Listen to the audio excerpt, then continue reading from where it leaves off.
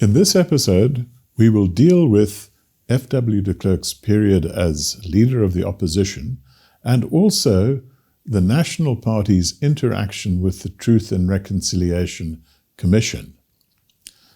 FW de Klerk, what was your attitude to this whole idea of a Truth and Reconciliation Commission? I realized that we needed, if possible, to reach some accommodation between each other on the past. I was not in principle opposed to an exercise to achieve that. But I was very, very careful not to give an opening for retribution and a sort of Nuremberg type of thing or anything like that. We struggled throughout the negotiations with the issue of indemnity, amnesty.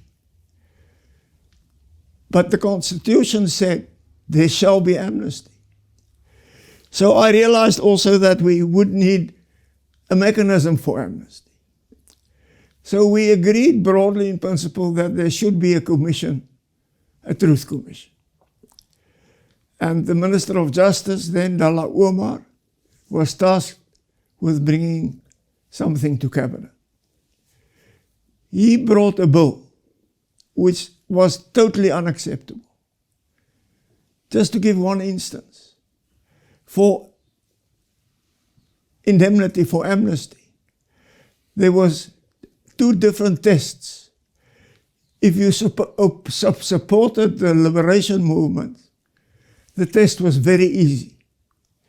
If you were a member of the security forces, the test was very strict and stern. It was unacceptable. We fought long, hard battles and negotiated. And in the end, at our insistence, it became a Truth and Reconciliation Commission. We placed the emphasis, the end purpose of this is to bring about and promote reconciliation. We won the battle and the argument on the same test must be applied to everybody for amnesty. And in the end, therefore, we supported the Truth and Reconciliation Commission. But now your first big shock came when President Mandela presented his list of commissioners for the TRC. The idea was that the TRC should represent all sides of the debate and conflict, but the 17 names that he submitted to you didn't include a single person who could express the views of those who'd been involved on the National Party side, or the views of those who'd been on the side of the IFP. And those were two of the three main parties involved in the conflict of the past. What was your reaction to Mandela, and how did he respond? I was absolutely shocked. I was absolutely shocked. He had to consult me. I immediately consulted my people. We decided not to try and get an equal representation, but we decided to try and get some names taken off his list and substituted by names of objective, good people we would like to support to be appointed in their places. With this list, I went to see him.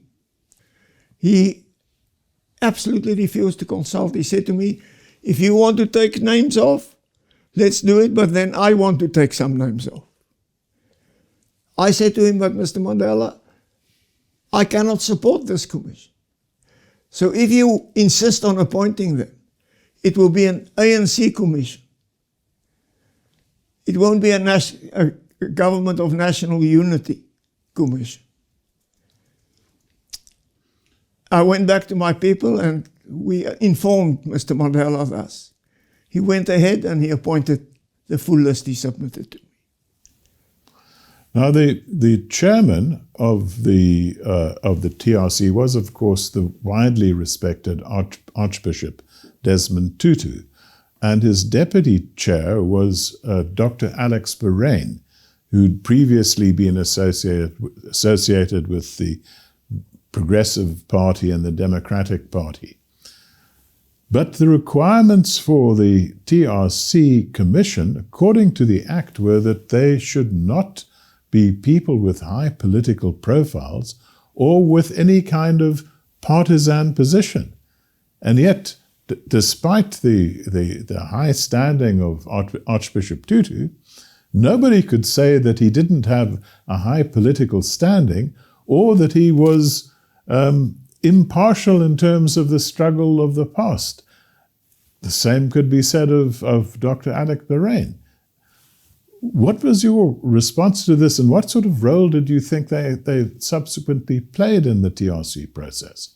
You're absolutely right in your analysis. They had a political profile.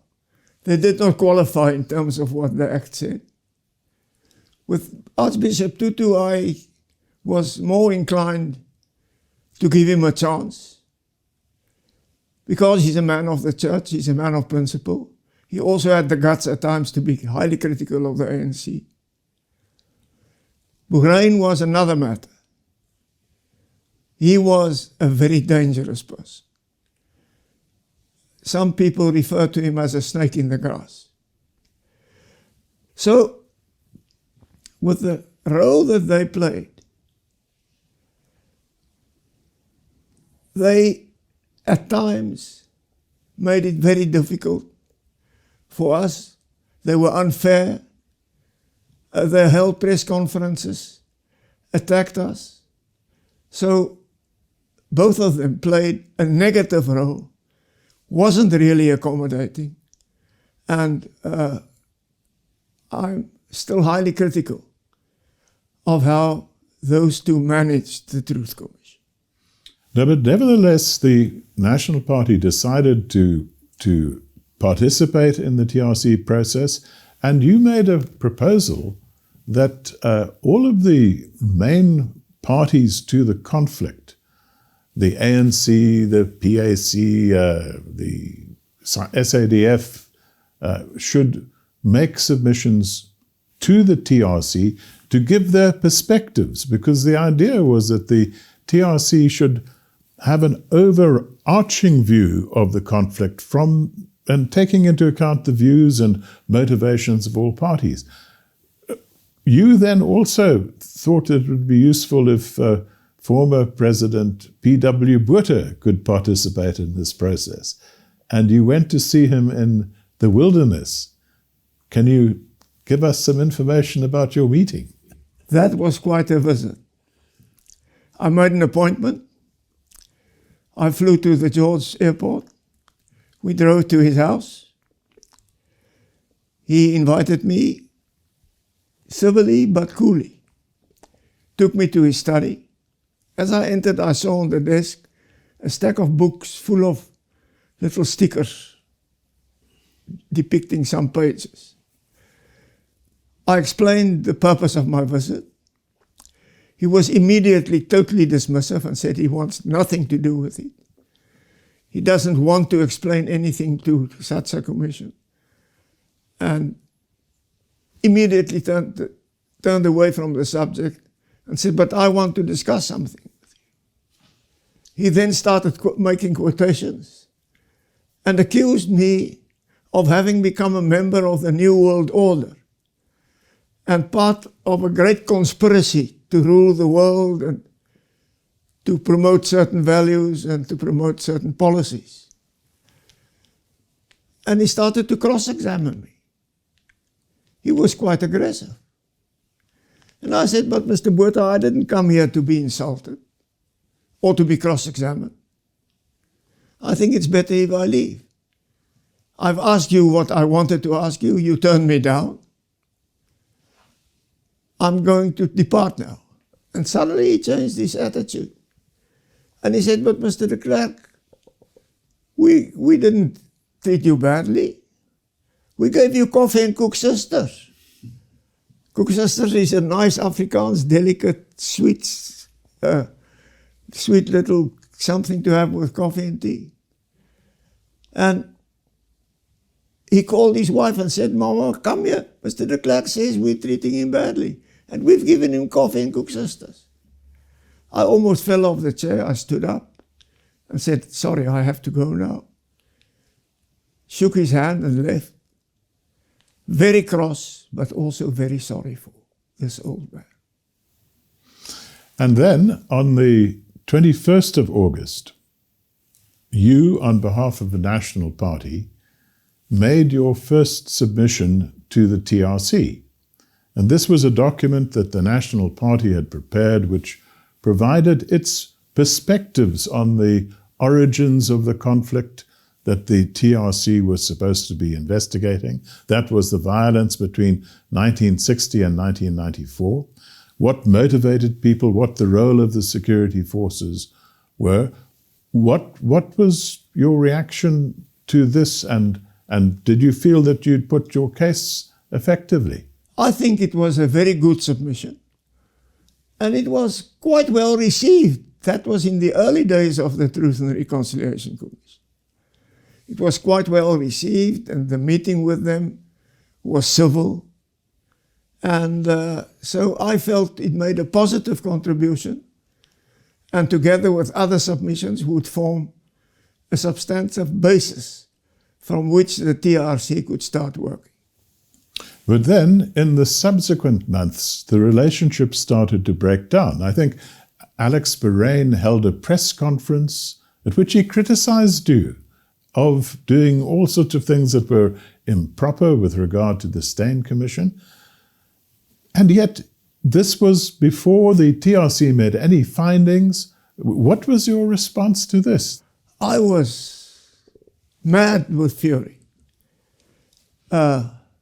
We tackled him publicly and rejected these statements. And later on he wrote to me, "I'm sorry, I didn't attack you."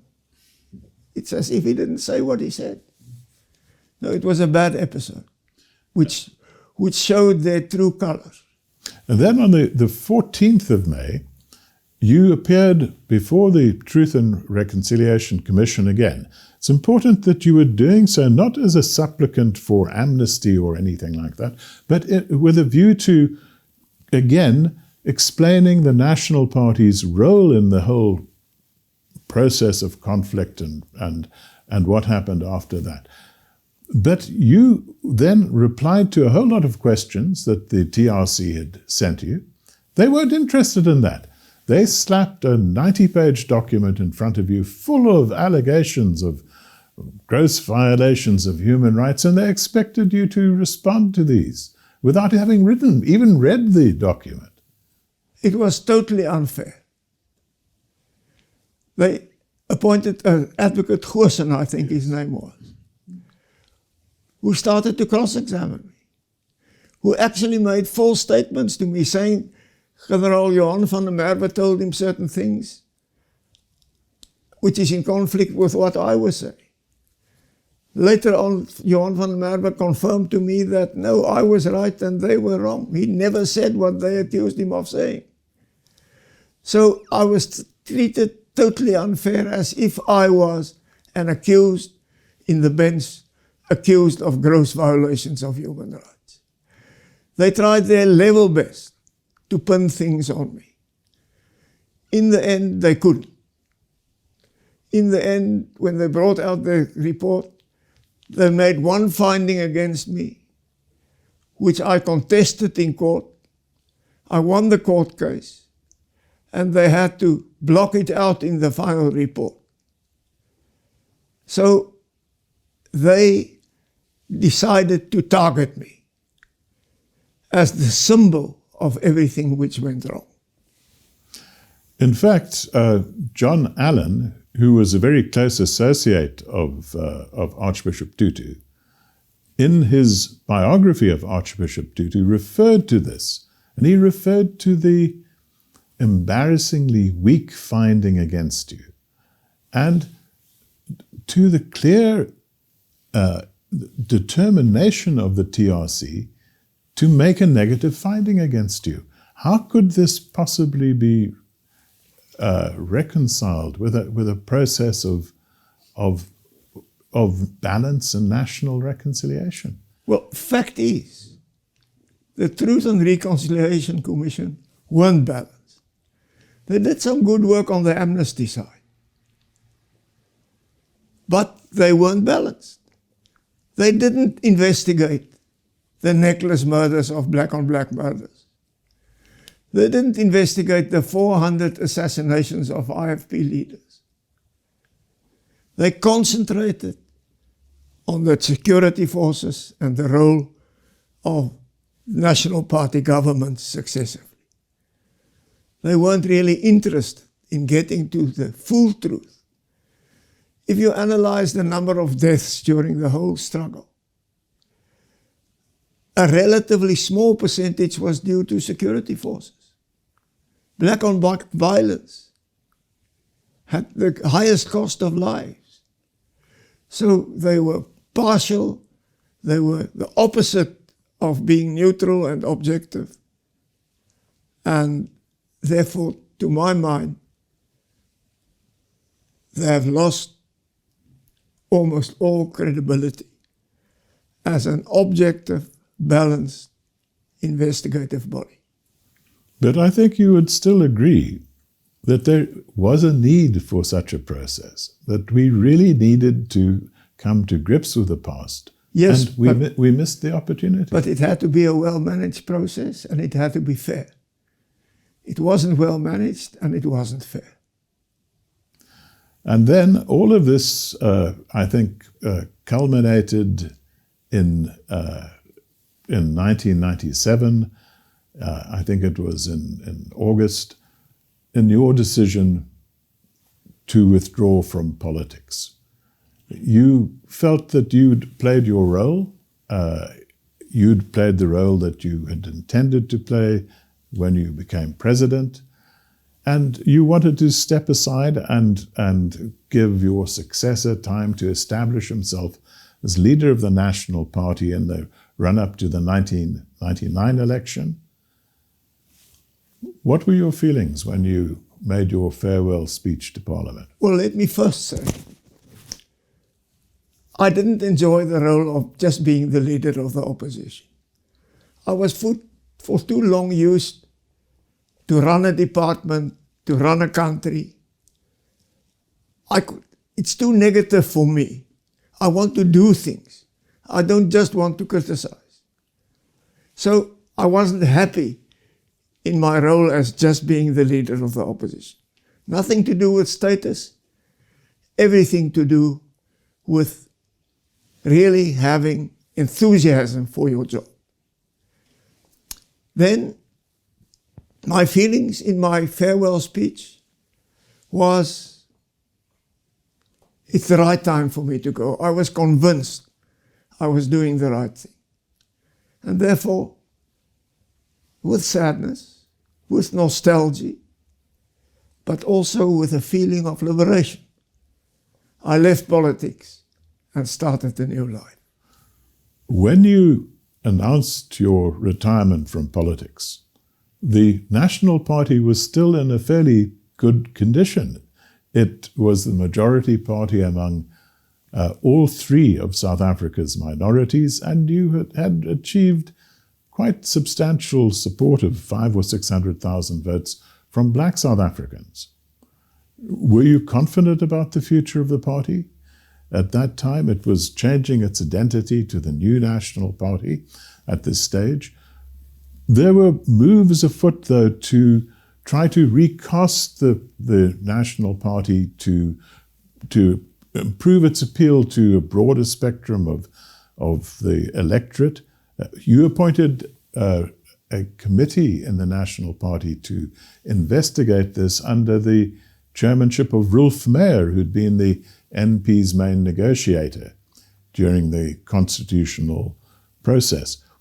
What was the outcome of that initiative that you took?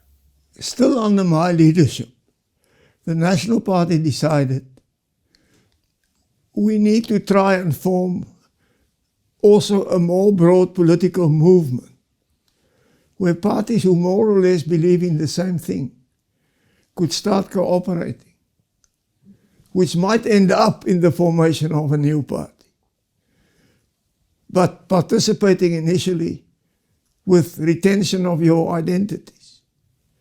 And Roelf Meyer's task was to talk to other parties and other leaders in society and to try to promote such a new movement which brought together people who believed in the same things. He started to move in one direction, and that is that the National Party will have to dissolve. And we said no. So there were clashes between us, the executive committee of the National Party, and Roelf Meyer. And in the end, I had to fire him from that position. Today we are good friends, by the way. I had to fire him from that position. And he then resigned from the National Party and formed with Bantu Holomisa the UDM, the United Democratic Movement. An odd couple. As we know today, the UDM never got really its head above the parapet. It's a very small party with very little influence. Against that background, I was worried. Initially, it was thought Roelf would be my successor. With him gone, I didn't know who was going to be elected. They elected a young man, Martinus van Skalkwyk, I think he was 37, and intelligent, clever. I had hopes that he would fill my boots and would be a good leader of the National Party. That hope was later, unfortunately, not fully realized. He merged with the Democratic Party. That didn't work out. They broke up again. And the National Party, sadly, performed extremely badly in the 1999 election. And so, on that note, you left politics to pursue your own other interests in life. And in our next episode, we will discuss FW de Klerk's career after politics, what he did after resigning from Parliament or retiring from Parliament in August 1997.